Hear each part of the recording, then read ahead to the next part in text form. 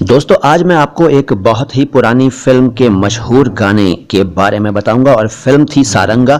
गाना था सारंगा तेरी याद में। लेकिन उससे पहले बता दूं कि मैं हूं मोइन शमसी और ये चैनल है माय हिंदी माय उर्दू। कबूल कीजिए मेरा सलाम हिंदुस्तान। दोस्तों सारंगा फिल्म का गाना बड़ा मशहूर हुआ था, सारंगा तेरी याद में। 1961 में रिलीज हुई थी सारंगा। गीतकार थे इस गाने के भरत व्यास, गायक मुकेश और संगीतकार सरदार मलिक। गाना छोटा सा है, यानी कि लिरिक्स बहुत कम हैं, लेकिन बहुत हिट हुआ था। आज तक लोग पसंद करते हैं। सारंगा तेरी याद में नैन हुए बेचैन, मधुर तुम्हारे मिलन बिना दिन कटते नहीं रैन। इसमें कुछ शब्दों की मीनिंग्स कई लोग नहीं समझ पाते हैं, तो जान लीजिए। सारंगा तेरी याद में नैन हुए बेचैन। नैन का मतलब कुछ लोग नहीं जानते हैं, बता देता हूँ। आँखें, नैना, नैन, नयन, ये सब आँखों के लिए शब्द हैं, आँखें। और मधुर शब्द का मतलब होता है मीठा, स्वीट।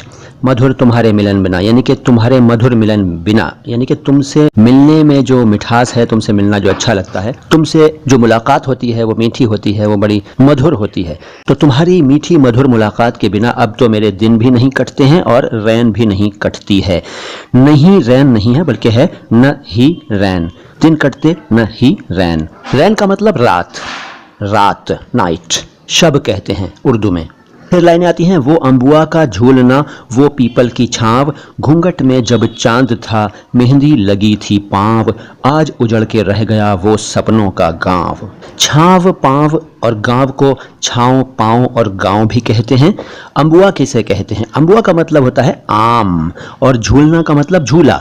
वो आम के पेड़ पर डाला हुआ झूला जब हम झूलते थे और पीपल की छाँव में जब बैठते थे।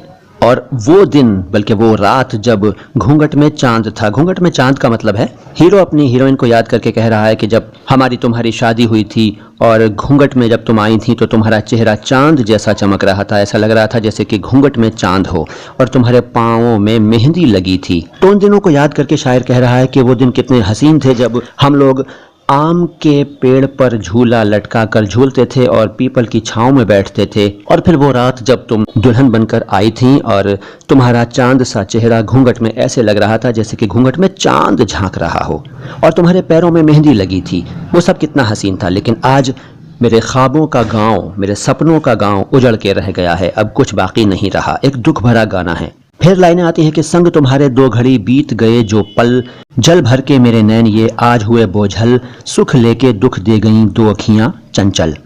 संग का मतलब होता है, वैसे तो उर्दू में संग पत्थर को कहते हैं, लेकिन यहाँ संग का मतलब है साथ। तो तुम्हारे साथ जो घड़ी, जो पल बीते, घड़ी का मतलब घड़ी, ये वो घड़ी नहीं है, वॉच नहीं है, बल्कि ये समय का मापक है। यानी उर्दू में लम्हा कह सकते हैं आप, और लहजा भी कह सकते हैं। लहजा, लहजा नहीं, लहजा, ये दोनों अलग अलग वर्ड्स हैं, लहजा और लहजा। अगर आपको इनके बारे में ज्यादा जानकारी चाहिए तो मेरे दूसरे वीडियोस को देख लीजिएगा। फिलहाल हम बात कर रहे हैं घड़ी की। घड़ी यानी पल, यानी लम्हा। दरअसल शायर कह रहा है कि तुम्हारे साथ जो समय गुजरा वो ऐसा लग रहा है जैसे कि कुछ लम्हों की बात थी, कुछ पलों की बात थी, कुछ घड़ियों की बात थी। और उन लम्हों को याद करके जल भर के मेरे नैन ये आज हुए बोझल। जल मीन्स पानी, हिंदी में पानी को जल कहते हैं। नैन वही आंखें।